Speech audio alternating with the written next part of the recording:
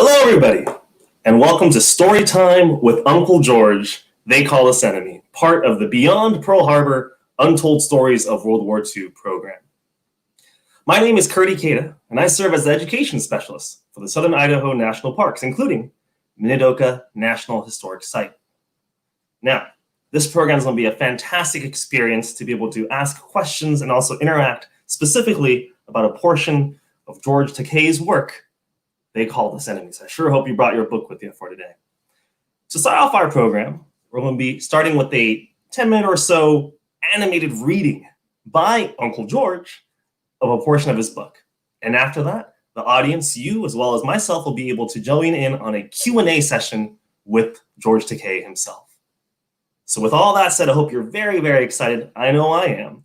And let's cue that video of the animated reading from They Called Us Enemy by George Takei with art by Harmony Becker. Hello, I'm George Takei, but some people call me Uncle George. Many years ago, when I was only 5 years old, my family and I were taken from our home by the United States government and put on a train that took us to a prison camp far away, along with 120,000 other Japanese Americans, although we had done nothing wrong.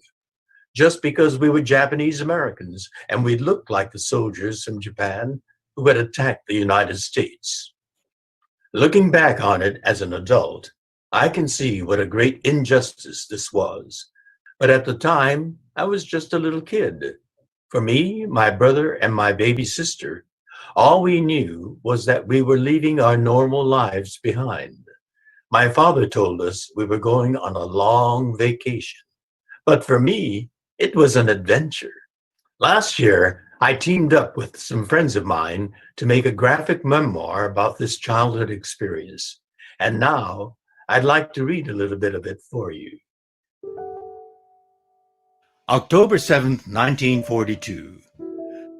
We see a train come roaring down the tracks. A sign is visible that says, "Welcome to Arkansas, land of opportunity." Roar! Roar! Roar! Roar! Roar Relocation Center, also known as Camp Roar, was the easternmost of the 10 internment sites. On this map, we can see the 10 camps: Tule Lake, Minidoka, Heart Mountain, Topaz, Manzanar, Amachi, Poston, Gila River, Jerome, and Roar. We can see that Roar is at the eastern edge of Arkansas, in the swamps where the Arkansas River joins the Mississippi. Look, it's Imai-san from North Hollywood.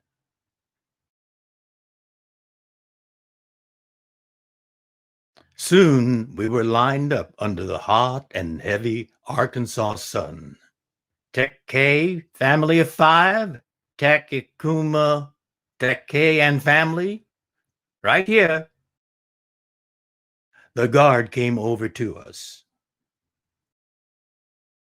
Block 6, Barrack 2, Unit F. That's where the driver's going to take you. Listen to Mama. That's where we are going. Are we going to ride in that truck? Yes, we rode past the barbed wire fence and into the camp. Camp Roar had 33 blocks. Each block was designed to house 250 people. At its peak, Roar was home to nearly 8,500 Japanese Americans. You can see that I wasn't too sure about this place. Daddy?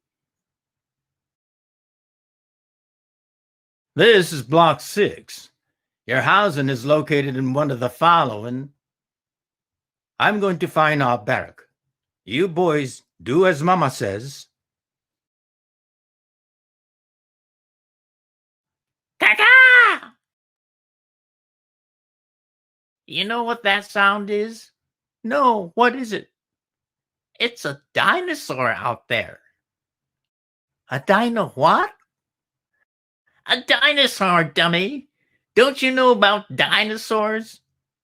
They're great big monsters that lived millions of years ago. And then they died. They died? Then how come we hear them out there?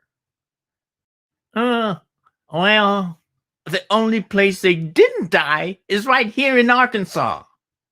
That's why they put this fence up. To keep them caged in. Okay, I found 62F. That looks heavy, Mrs. Takei. She never let anyone carry that bag for her. Not Daddy, and not this young man lending a helping hand. It's so hot! Finally, we reached our barrack. Here we are.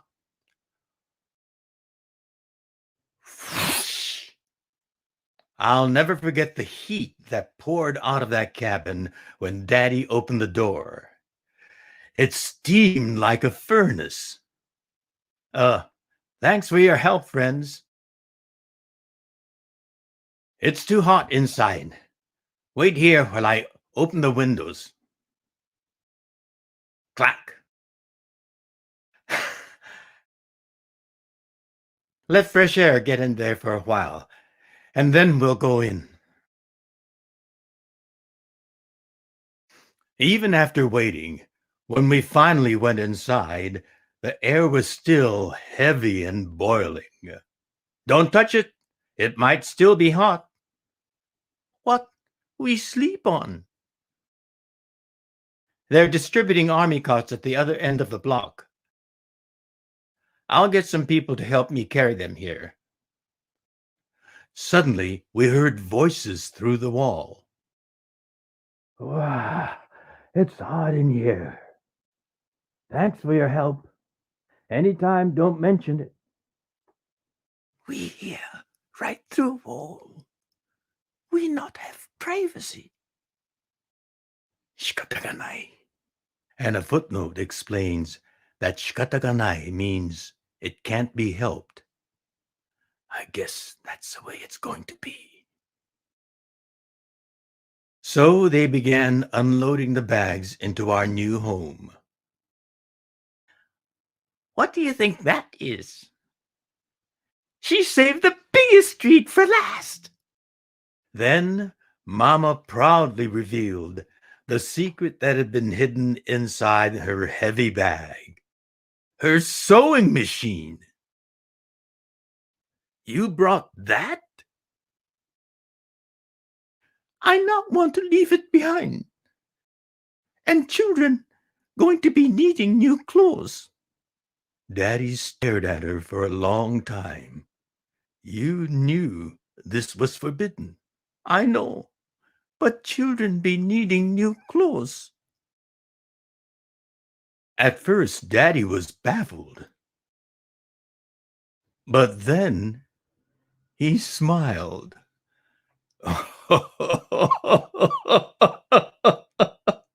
And you knew this was forbidden.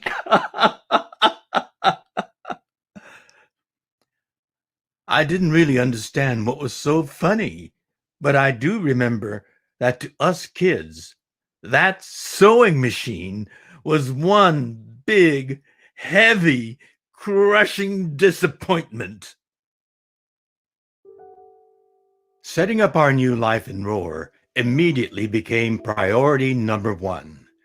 We see Mama working with her sewing machine.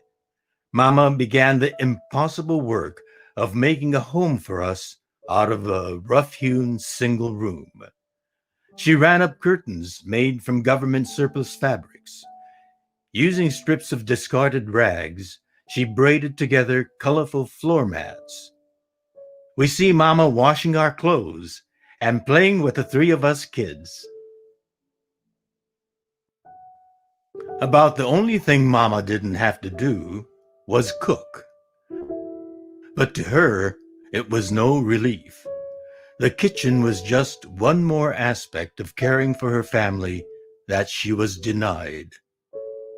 One more loss. I realize now that besides comforting us, perhaps everything she did was also her own statement of defiance. Thank you so much for joining me. I hope that you'll read the rest of the story for yourself and talk about it with your family and friends. It's so important that we understand what happened in the past so that we can stand up to injustice today and work together for a future where everyone is treated fairly with liberty and justice for all.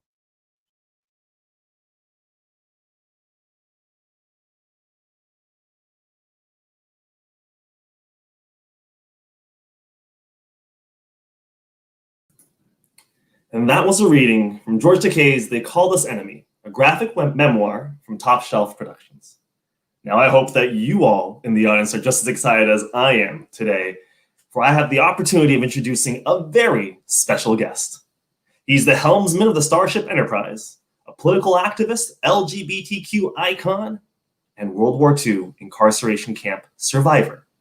Let us beam in George Takei. Live How are long you, and George? prosper. I'm doing fine in quarantine. We are here at home in Hancock Park and strictly observing the protocols of quarantine. And I'm happy to hear that you and Brad are safe and sound and healthy at this time. And I sure hope that all of our audience members joining us today from around the world are also safe and sound during this pandemic season. And George, thank you for taking the time today to join us virtually on this virtual program.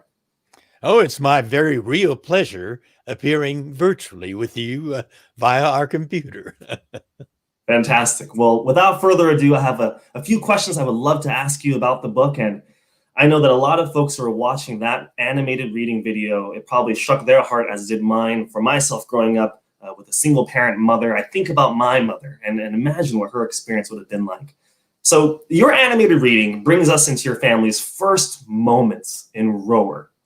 Can you help our audience understand what daily life was like in camp, especially for you who was a child in camp? Can you give us a little bit of a glimpse into that life?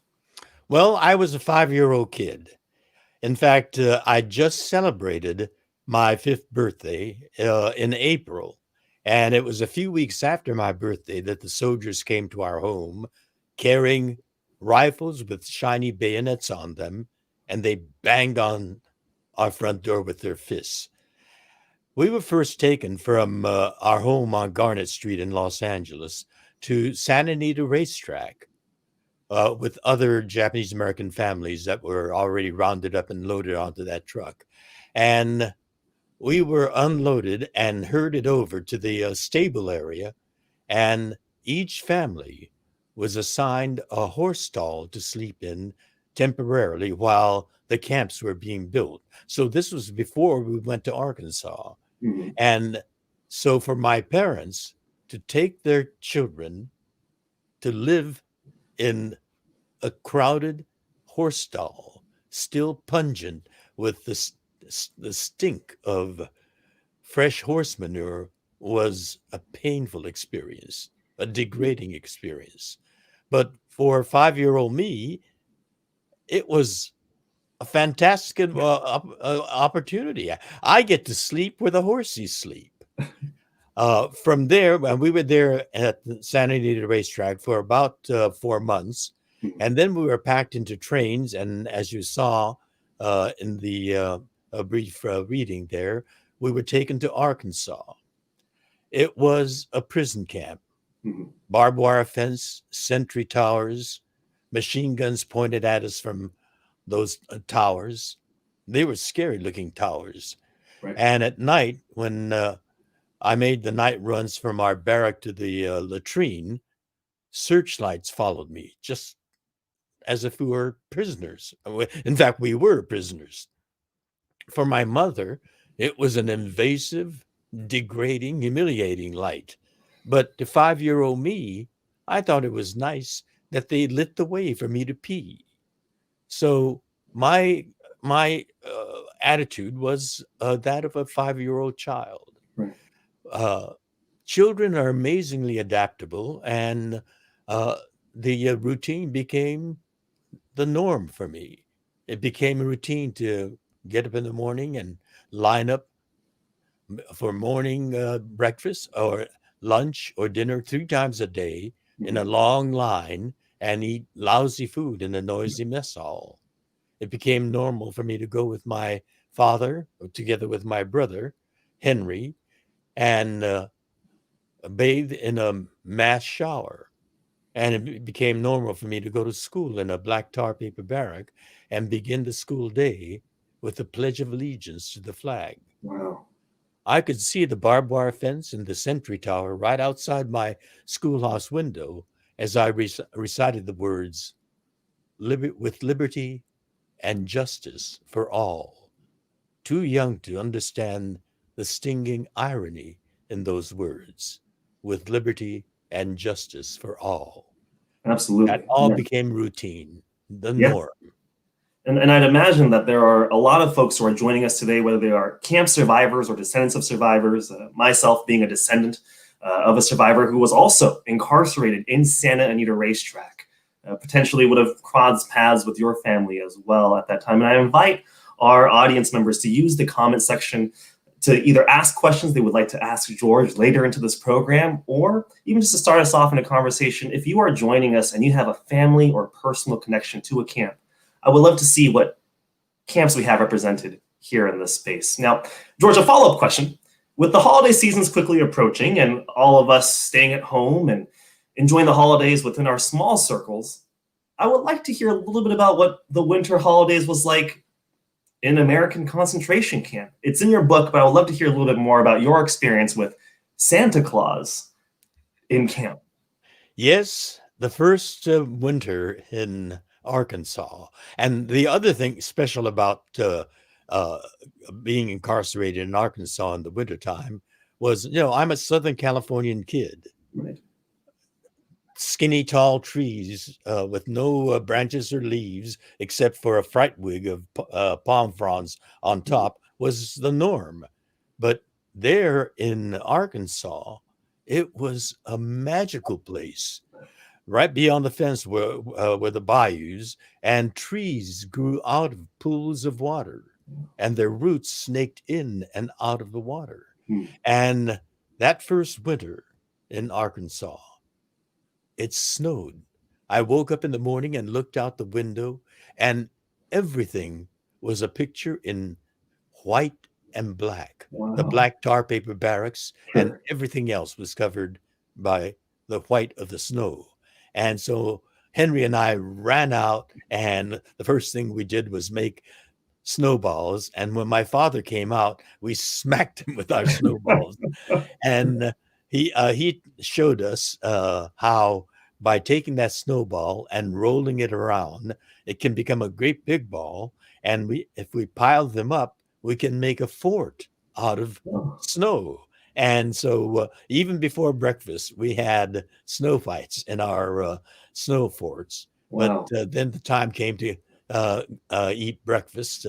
We went to the mess hall and had breakfast, and we played some more. But by noontime, the snow had melted and was gone. But the other special excitement was Christmas was coming. And a group of people, volunteers from camp, started making signs,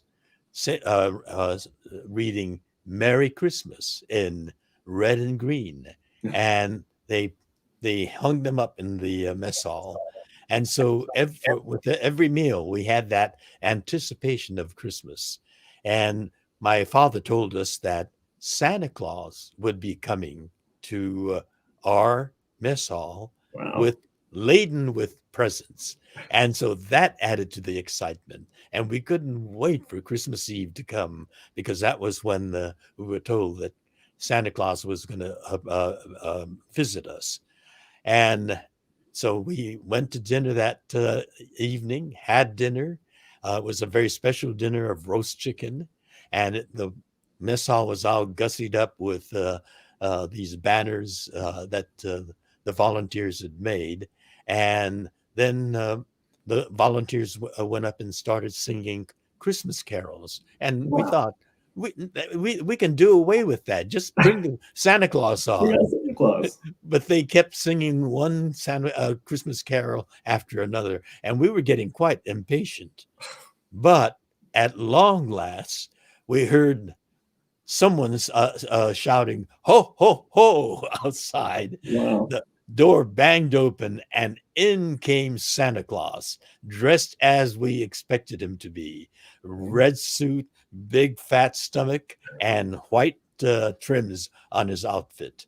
And he started ho ho hoing everybody. We all lined up, but I got a look at him, and something looked fishy. Hmm. He didn't look quite real. His stomach didn't jounce up and down like some fat people's stomach. And when he came up to me, the first thing I did was, in a very enthusiastic way, I touched his stomach with my hands, and I heard paper crinkle. Oh. It was a fake stomach. And then I looked at his face, and I gave that face a good hard stare, and I knew he was a fake because the face was Japanese. And before we came to Arkansas, my mother took me the Christmas the year before to May Company, a department store, to visit Santa Claus and tell him what I wanted. So I met the real Santa Claus in Los Angeles, and he was not Japanese. Uh-huh. So I knew he definitely he was a fake. But Henry and Reiko, my sister, seemed excited. They didn't care, or they didn't realize it was a fake. And I didn't want to disappoint them, so I was enthusiastic with him. And he asked whether we were good boys or good girls, and we said yes. And he gave us a present, and they were very happy with it. Of course. And so I never told them that was a fake Santa Claus. Oh, wow. My first. I hope they figured it out later, of course. I'm sure they did, but I didn't tell them. Of course, you didn't tell them, though. That's a good big brother. And George, there's a portion in your graphic memoir, I think it continues on by saying it was the crushing experience of knowing that, of course, Santa Claus wouldn't come to camp. And that was the portion when I read, and I think for a lot of our audience, that really struck me. And I think of my grandfather, who was 8, and imagining the same experience going through his time there in camp as well. Because we were confined by these barbed wire fences. And despite the fact that he had reindeers, I knew that a real Santa Claus, a white Santa Claus, would not be able to get through the barbed wire fence. Right. And so that's why we had to have a fake Japanese man dressed as Santa Claus. Santa Claus. Right, absolutely. And I bet some folks in the audience would actually love to see a Japanese-American Santa Claus in their town as well, maybe in Little Tokyo. Both you and I are Californians, and I'm going to take our first audience question. Maybe this could be a quick one right here, but this is from Kelsey Larson. Being Southern Californians, like you and I from Gardena, you from Los Angeles and East Los Angeles, were you prepared for the winter conditions? For example, a lot of Japanese Americans only had 1 to 2 weeks to quickly pack up their things. Did you and your family have your winter stuff ready to go for Arkansas? I don't think we had winter clothes because we're Southern Californians. I mean, winter clothes for snowy weather.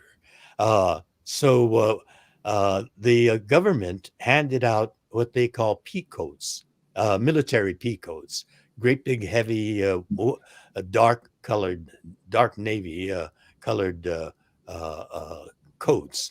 And so the adults had those, and my parents dressed me up in layers of shirt and a sweater that we may have taken with us.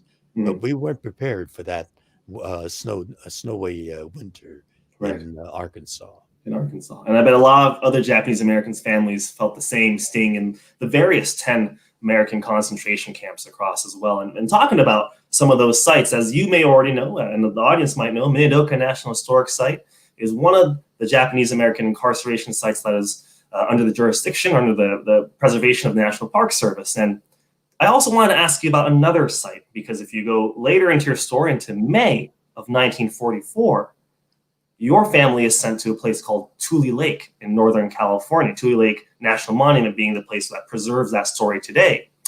Your brother asks you in the book, George, he says, why did we have to move here?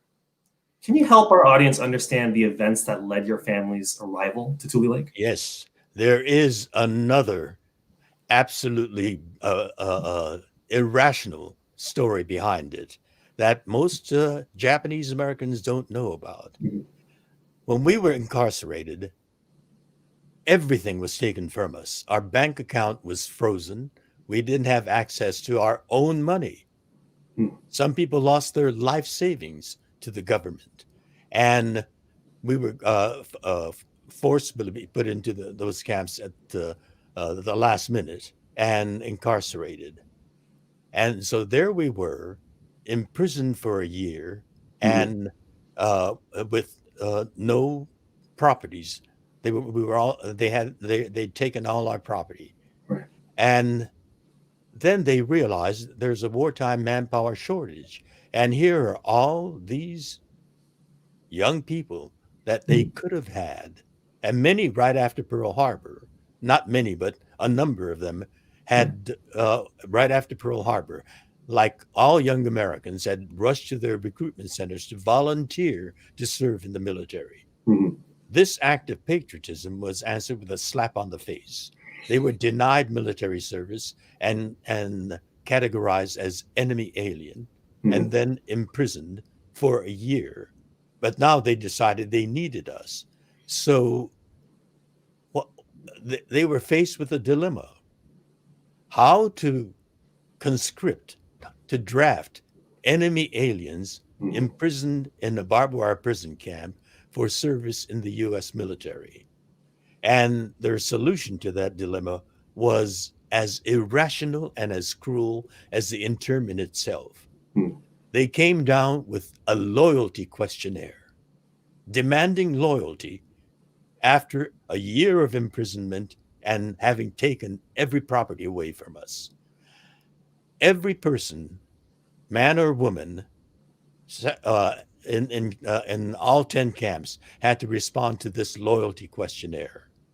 17 or 77 years old, American born, American citizen, or a 77-year-old immigrant.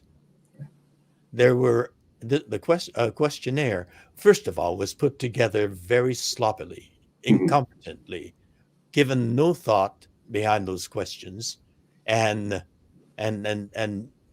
one would suspect they didn't know English grammar. There were two key questions that turned all 10 camps into controversy. Question 27 asked, "Will you bear arms to defend the United States of America?" This being asked of my parents. They had 3 children. They were being asked to abandon their children in imprisonment and bear arms to defend the nation that's imprisoning their children. It was preposterous. Right. Question 28 was even more insidious. It was one question, one sentence with 2 conflicting ideas. In essence, it asked, "Will you swear your loyalty to the United States of America and forswear your loyalty to the Emperor of Japan?" The Emperor of Japan were Americans. Right. My mother was born in Sacramento, California. My father was born in Japan, but as a young boy, he was brought to San Francisco by his parents, raised in San Francisco, went to school in San Francisco, went to college in San Francisco. He was American in every way. He spoke English and Japanese fluently. And yet, Americans being asked to forswear their loyalty to the emperor which it didn't exist. I mean, it was preposterous. And for the government to presume that there was a pre-existing inborn atavistic uh, racial loyalty to the emperor was insulting. So if you answered no, meaning I don't have a loyalty to the emperor to forswear, that no applied to the first part of the very same question. Will you swear your loyalty? Very same sentence. Do you swear your loyalty to the United States of America? Right. If you answered yes, meaning I do swear my loyalty to the United States, that yes applied to the second part of the same sentence essentially meant you were confessing that you had been loyal to the emperor and now were prepared to forswear that loyalty and repledge your loyalty to the United States. It was a no-win question. You're damned with a yes and you're damned with a no. My parents answered no to both questions. And for that, they were categorized as disloyal. The amazing thing is, thousands of young Americans, Japanese Americans, were so desperate to prove their loyalty. And some wanted to get out of camp by hook or by crook. So they'll answer to anything just to get out of camp. They answered the way that they thought the government wanted to. And those that answered yes, and there were thousands of them, went from barbed wire incarceration to serve in the U.S. military. To add insult to injury, they were put into a segregated all Japanese American unit, the 442nd Regimental Combat Team, and sent to the European theater to fight on those battlefields. They were literally used like cannon fodder. Wave after wave of Japanese Americans went onto the battlefields, and they fought with astonishing courage, with fierce determination. Many fought heroically, and they were gunned down. And the next wave went out, and they fought equally heroically, and they were gunned down, and more, and more, and more. The 442nd sustained the highest combat casualty rate of any unit of that war. And when the war ended, they came back the most decorated unit of the Second World War. 21 of them eventually were granted the Medal of Honor, the highest military honor that the nation can grant. And they were greeted back on the White House lawn by President Harry Truman, who said to them, "You fought not only the enemy, but prejudice, and you won." But flashing back to the time of the loyalty questionnaire, there was another group of amazing young Japanese Americans. They said, I am an American, and I will fight for my country, but I will fight as an American. If I can report to my hometown draft board with my family back home, I would be like any American. I would fight for my country as an American. But I will not go as an internee, leaving my family in imprisonment and to put on the same uniform as that worn by the sentries on the tower up there guarding over my family. I will fight as an American, but I will not go as an internee. It was a gutsy stance. Absolutely. It was a courageous stance to face the full might, to challenge the full might of the United States government. It was also a principled stance and a very American stance. And for that, they were tried for draft evasion, found guilty, and transferred from a barbed wire concentration camp to Leavenworth Federal Penitentiary. These young men were fighters. Their battleground was behind the tall concrete walls of a federal penitentiary, Mhm. where they were insulted by the other prisoners, they were harassed by them, they were assaulted by them. But many of them knew judo. One, Frank Emmy, was a judo teacher. That's right. And using that, they showed them that they were strong, principled people, and they quickly won the respect of the other prisoners. Mm. This is the shameful story of the incarceration of Japanese Americans. And my parents, because they were classified as disloyal, Mm. had to be, our family were transferred to Tule Lake, which was designated a segregation camp for disloyals. This became the most symbolic and the most cruel and the largest of all 10 internment camps. Most camps held anywhere from 6,000 to 11,000 people. Mm. Tule Lake held 18,000 people incarcerated in a camp that was bristly with militarism. Mm. It had 3 layers of barbed wire fence and more sentry towers than any of the other camps, and a half a dozen tanks patrolling the perimeter. Tanks that Wow. belonged on a battlefield, but they were there to goad and intimidate these people that had already been subjected to an endless parade of outrages and insults. This is the shameful history, a chapter of American history called the internment of Japanese Americans during the Second World War. Absolutely. And thank you, George, for sharing that very personal story. I know that a lot of these families that have faced question 27 and 28 and the rest of the questionnaire as well, the results of that and the rippling effect of those answers can be felt in our community still to this day. Absolutely. It was the most divisive act on the part of the government.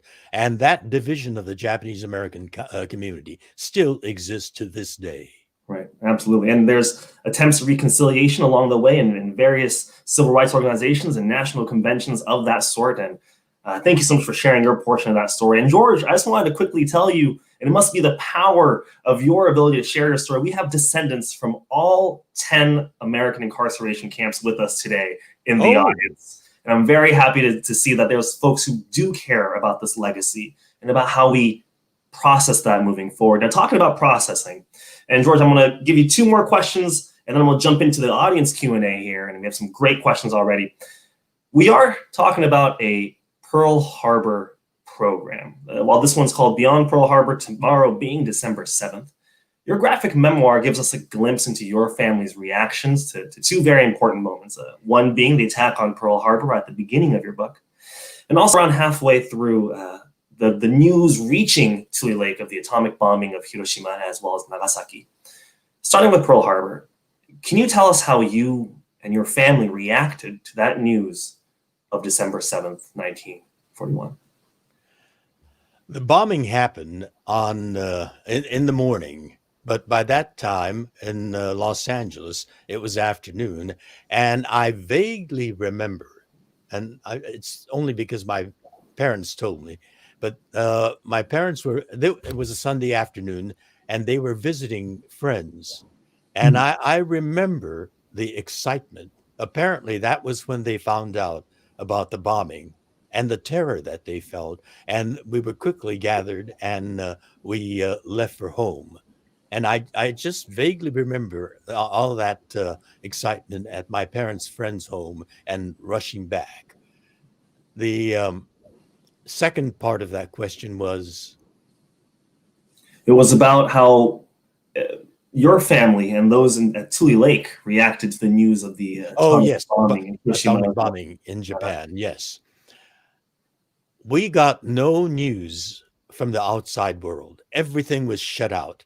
It was verboten to get any kind of news. Mm-hmm. Anyone suspected of having a shortwave radio was considered a troublemaker. They were arrested and taken away. the only way we learned of the bombing of Pearl Harbor was in whispered and unbelieving rumors. Some people thought this was a lie. A bomb that terrible could not be actually true. Of Hiroshima and Nagasaki, yeah. The bombing of Hiroshima and Nagasaki, but for my mother, my grandparents, her parents, had returned to Japan before the war. My grandparents sensed the winds of war coming, and they returned to Japan with their younger children. My mother had 6 siblings. My grandparents had 7 children, and 3 of their children, all girls, went back to Japan, and my grandparents' hometown was Hiroshima.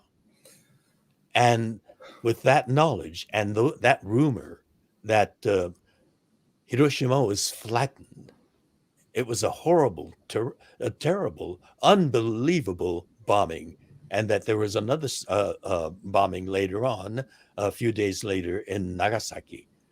But it was only rumor. Nothing was factual because outside information was completely cut off from us.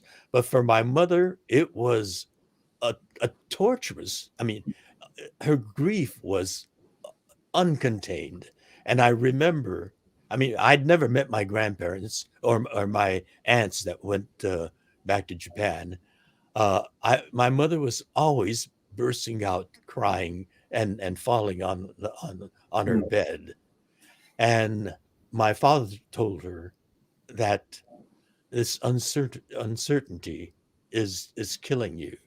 It was supposed to have been an unbelievable bombing, and if it's true, it's very likely that they did not survive.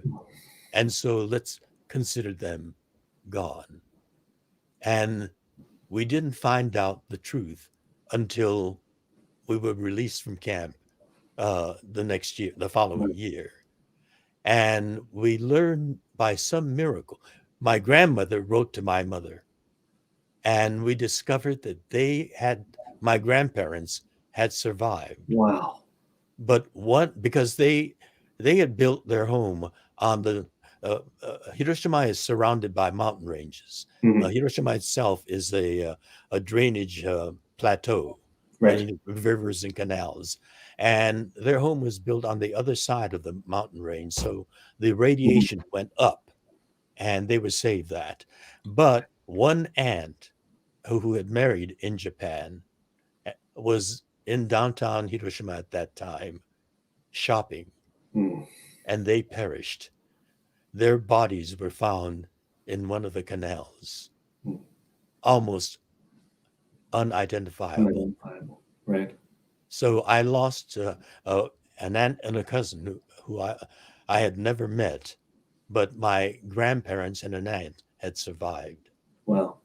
I think of the many Japanese American families, and we really think about this being in the 1940s, who would have had potential family in the States as well as in Japan as well. This dichotomy, this difficulty in that experience. I think about my family-in-law, my in-laws, and I think about how their family relations to Hiroshima and how they also lost family in that terrible, terrible atomic bombing. It really sets up, I think, for us a timeline as we know Pearl Harbor and we know the atomic bombing and we know the incarceration in the middle, but there's so much to uncover in the layers in this. And George, I've loved having this experience to talk to you. I'm very appreciative of you taking the time to get very personal with us today. We have some fantastic audience questions, but I do have one small question, if I may ask you.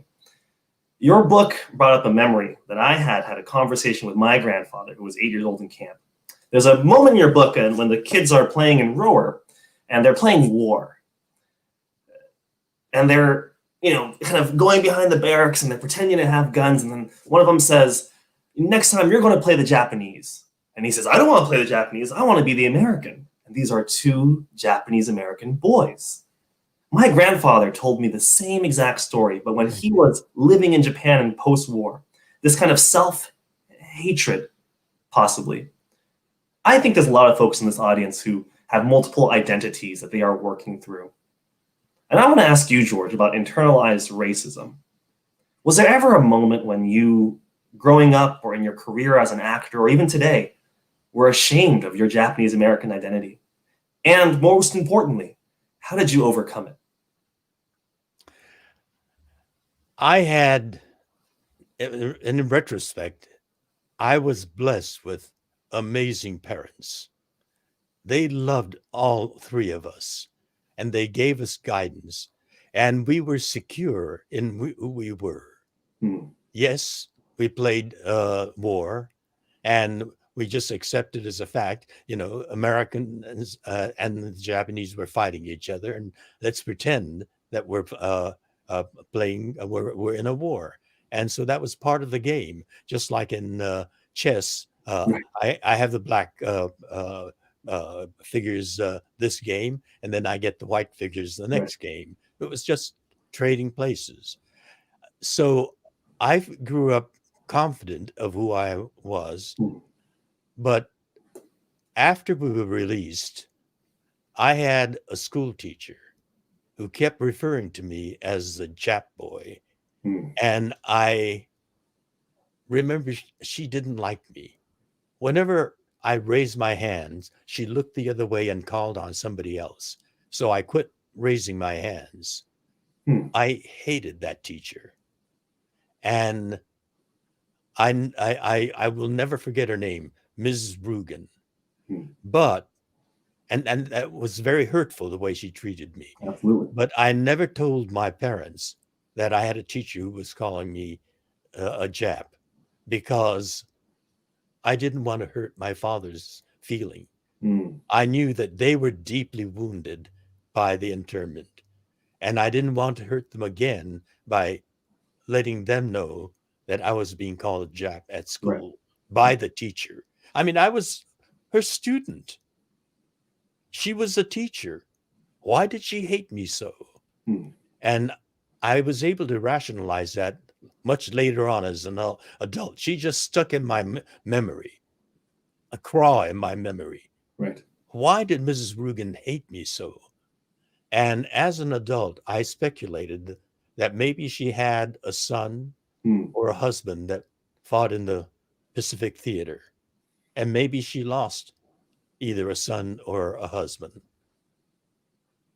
But still, I was a kid and I was her student.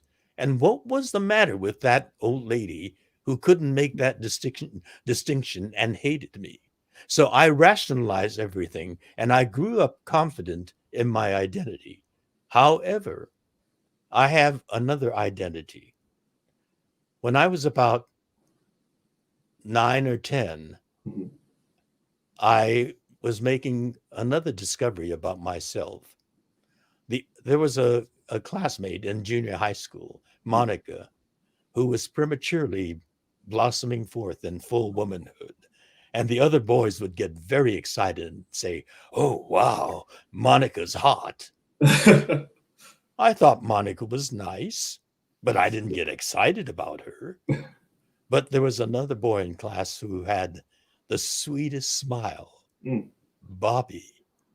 I thought he was so cute, and my heart went pitter-patter whenever Bobby talked with me.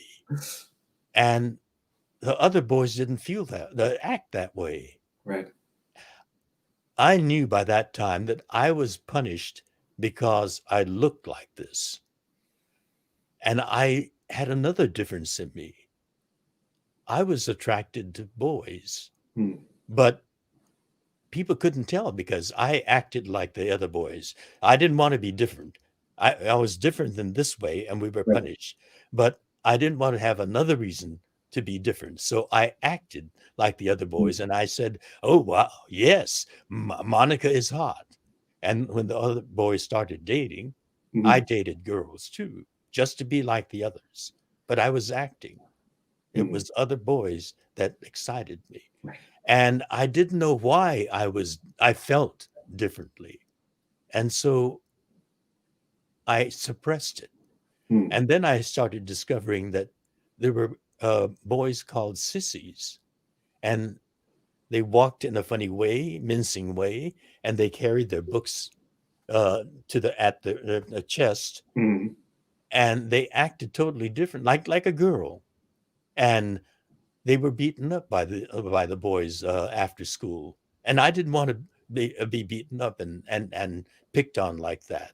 So I started acting just like the other boys. I didn't beat up other Right. sissies, but I didn't know why I was different, and I felt very lonely. I thought I was the only one who felt that way. Mm.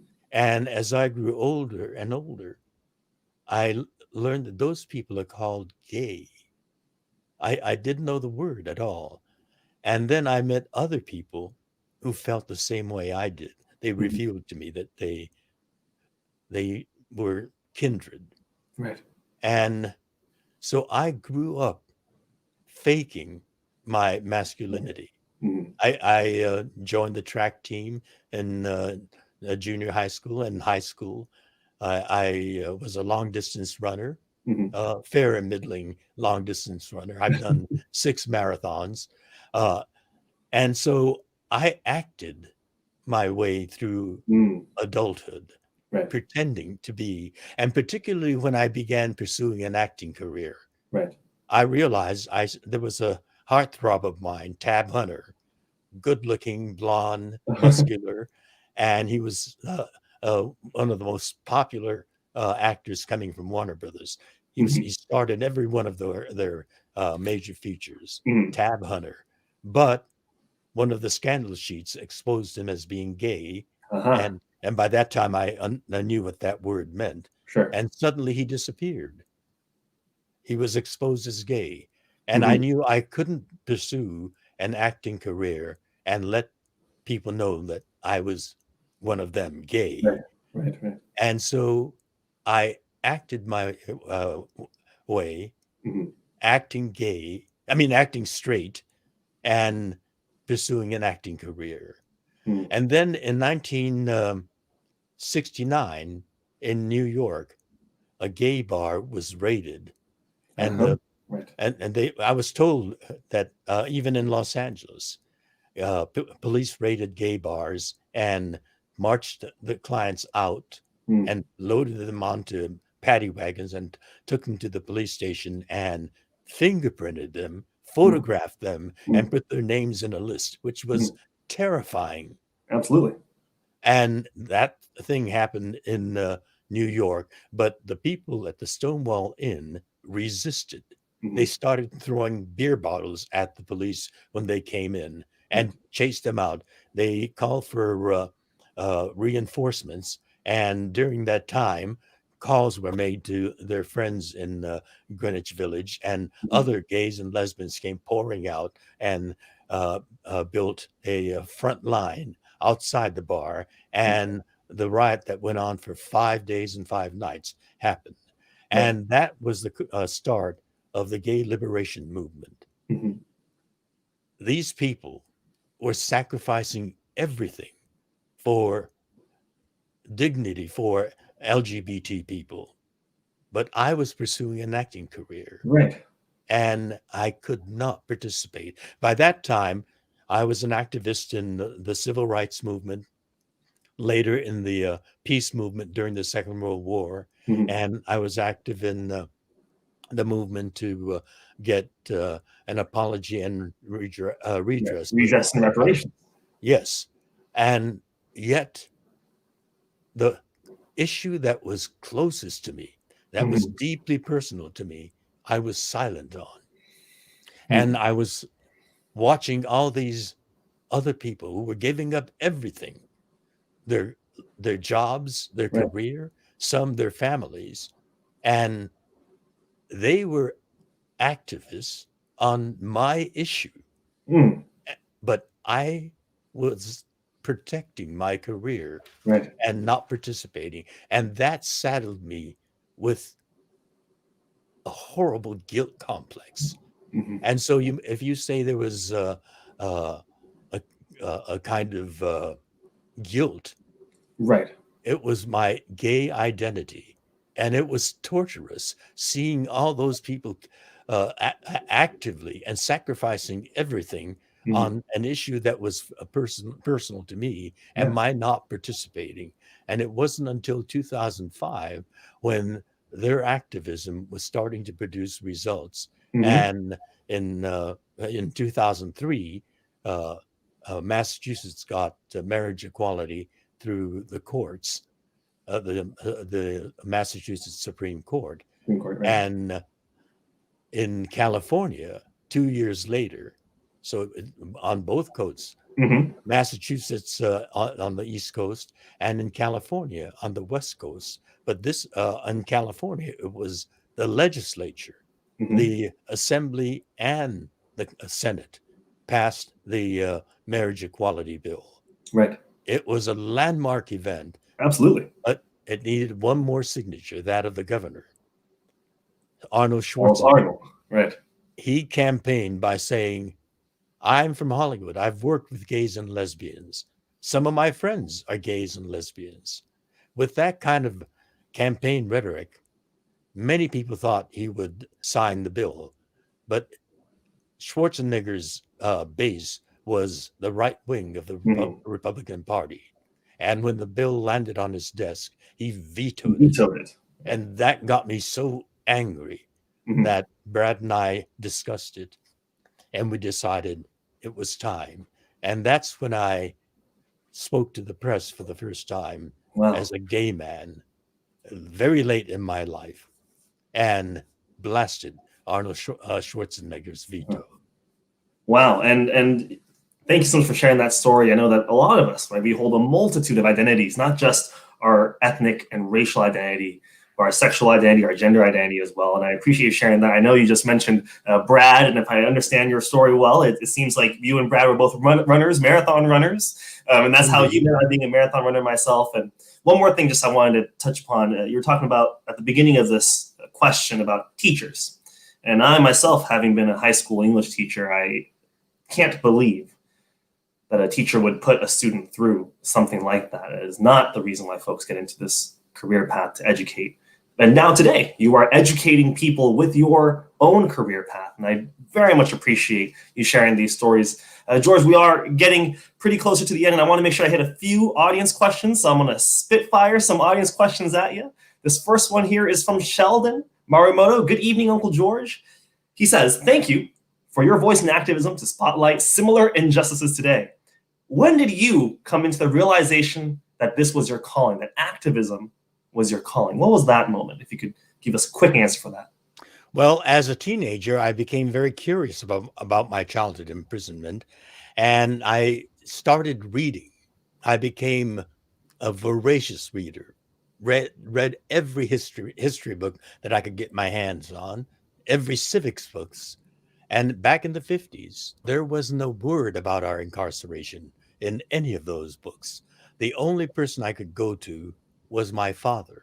Mm. And he was an unusual father for a parent of that generation, Mhm. because most Japanese American parents did not talk about their incarceration because it was so painful, and they didn't want to inflict that pain on their children by Sure. talking about it.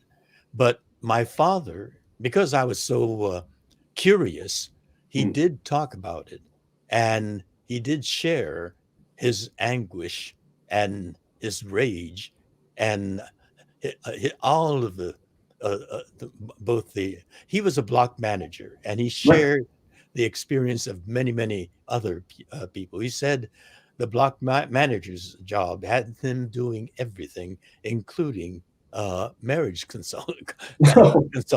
In Uh, camp. yes, Sure. because the pressures on a marriage Yes. was intense, and he had to talk to people whose marriages were quite tense. And he said he failed on a few occasions, Mm. and he was able to bring others together.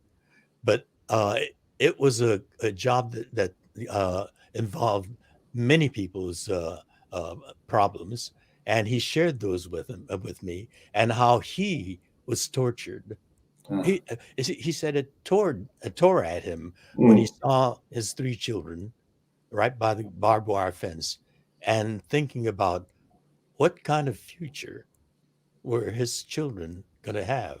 right. And it tore him apart. And he also gave me guidance. I kept challenging my father. Some discussions became very heated, Hmm. and he said, our democracy is a people's democracy, and the people are fallible human beings. They make mistakes. He said President Roosevelt was a great president back in the 30s when the country was being crushed by a depression. Hmm. And he was able to bring people up by his power of persuasion, his problem solving capacities, his connections that help him build, create jobs. And he pulled the country up. But he made a mistake when he got stampeded by the terror of Pearl Harbor. Right. And he signed that executive order that put us into those prison camps. And so he was a great president. And when a great president makes a human error, Hmm. that's a great error. Absolutely. And we were the ones that were victimized by it. So it's very important. This is a people's democracy. And we, the people, are the ultimate people who drive the direction of our government. And we have to be actively involved in the process. And he encouraged both my brother and me to be active in student government. I Mm. became student body president, and he when I kept challenging him that it's not working, the democracy isn't working. So Mm. he drove me down to the Adlai Stevenson for President campaign Right. headquarters and introduced me to uh, active uh, electoral politics.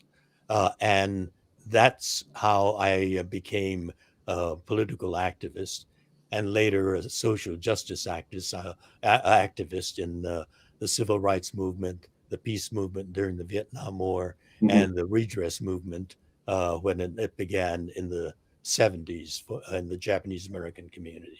Absolutely. And I know that a lot of folks have not only seen you in your experience as Sulu in Star Trek, but in your activism work. That has been a lot of ways where folks have been introduced to you and your story and everything that you bring to the community. You know, from starting at UCLA to even Fly Blackbird to meeting MLK, we know there's so many different facets of your identity that you bring to that forefront, and I appreciate that. You know, George, we are hitting this last kind of moment, and I wanted to ask a question towards the future. Kevin asked one of the very earlier questions, and I would like to maybe add a little bit more to his, from Allegiance the musical to The Terror, which you were maybe potentially referencing throughout your day with us today, to the children's book, The Cat Who Chose to Dream, to even They Call This Enemy, which we're talking about today. My question to you and from Kevin is, are there any other artistic mediums where you would like to see more of these stories told? I think it's very important. Storytelling helps raise the awareness in a way that academic books cannot. You hit people through their heart, Mhm. and you connect with people. Uh, we are together. I'm together working together in partnership with two other people in producing a film version of a best-selling novel that came out about 10 years ago. You may be familiar with it. Hotel on the Corner of Bitter and Sweet Yes. by Jamie Ford. A deeply moving love story between a Chinese American teenage boy and a Japanese American girl before the internment comes, and then what the impact that the internment has on their love for each other.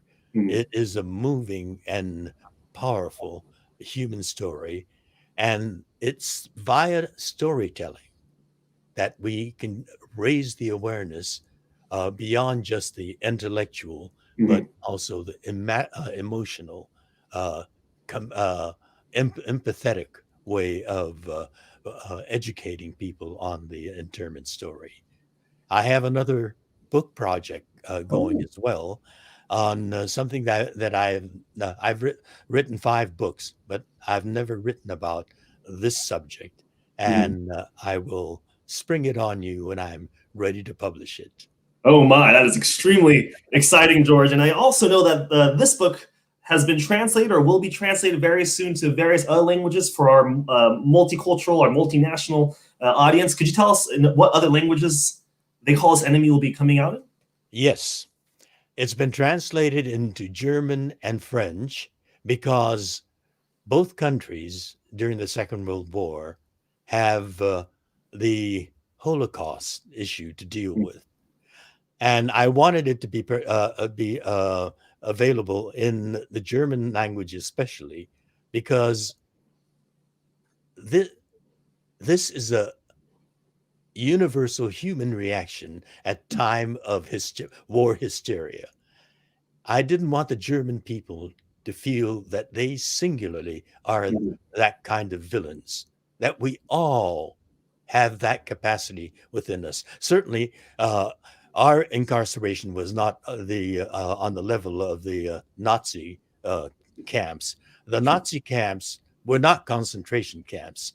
They were extermination camps. Death centers, They yes. were death camps. They wanted to exterminate a whole group of people. The intention of our camp was not that; it was just incarceration. And so there's that difference. But I wanted them to know that it isn't just Germans and Mhm. the French. It's also been translated into Spanish and Portuguese. Wow. There's a Japanese diaspora in Mexico, and a Japanese, an even larger diaspora of Japanese in Brazil. Brazil, right. Brazil has a larger Japanese Brazilian population than Japanese American population. And well, I wanted our story, our American story, to be known by Japanese Brazilians and Brazilians in general. I want the whole world to know Yes. the story. Uh, and so we had it translated into those 2 languages, and particularly because the lesson to be learned from our incarceration is not capsulized history to be learned as history. The lesson has to be applied to today, and our incarceration is very applicable to today. Absolutely. What's happening on our southern borders, where desperate people fleeing violence and chaos and poverty are coming seeking asylum. Asylum is a human right, and yet they're treated as criminals by this current administration, Hmm. as drug dealers, rapists, and murderers. That's not true. They are entitled to asylum. And the other issue, after 9/11, Mhm. the terror of 9/11 swept throughout this country and other parts of the world as Hmm. well. And people who look like Muslims became the target. After Pearl Harbor, we who look like the Japanese, Mhm. were targeted. But the people that looked like they might be Muslims became potential terrorists. Hmm. And when Trump got into office, the first thing he did was sign an executive order banning all Muslim people coming from Muslim nations to enter this country. That was the Deputy Attorney General, Sally Yates, said, "I will not defend this executive order." Right. He tried again a second time. It failed. The third time he attempted it, it was upheld by the Supreme Court. Mhm. And so the same thing that happened to us is happening to Muslim people or Latinos, Latin Americans who are fleeing chaos Mhm. and murder and being put into prison camps. And even worse in our situation, children are being torn away from them Right. and put into cages. It's going to affect these poor children profoundly throughout their lives. We were always intact with our parents. And I am so eternally grateful for that, because I was able to become who I am. And with my father's guidance, I am a proud American who had me actively engaged in the responsibility of citizenship by active participation in a And people. George, that notion of proud American, being proud, meaning to question, to prod, to ask the other side, and I think that's what you bring to the table today, and to the world through your acting, through your activism, that we truly all appreciate today.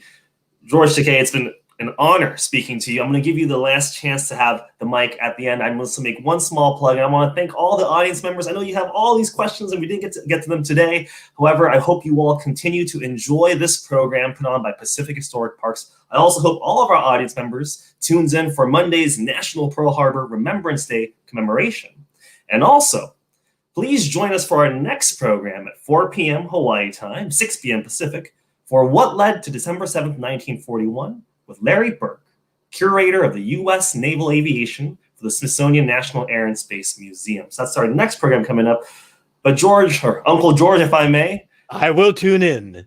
I would love for you to tune in. I want to give you the last mic here. Is there anything else you would like to say for our audience viewers today? Maybe even especially for those young viewers who are looking to you as a hero, as I do.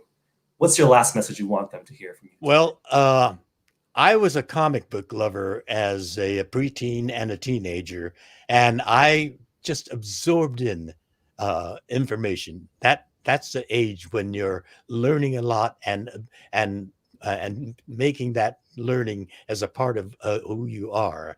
And so we wrote, they called us Enemy, as a graphic memoir, essentially a comic strip, to reach young readers, young people, and try to inculcate in them, as Americans, to learn that chapter of American history and to apply it to today. What happened to us is very relevant to today, as I said about the incarceration of asylum seekers and tearing the children away, or the characterization of Muslim people simply because they're of the Muslim faith as potential terrorists. There are important lessons that can be applied to today, and the young people will become the voters of tomorrow. Yes. And hopefully they become the movers and shakers of tomorrow.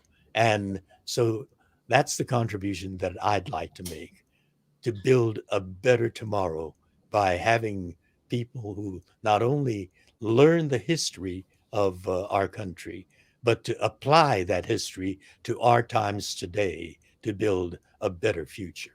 To build a better future. Uncle George, thank you for teaching us the meaning of gamang, to keep faith and endure. Thank you so much for joining us today. I very much appreciate it. Live long and prosper. Live long and prosper. I use this also for stand back, stand back, stand back. Thank you so much, Uncle George. We hope you all join us for What Led to December 7th on 4 p.m. Hawaii, 6 p.m. Pacific time. Thank you for joining us, and have a great evening.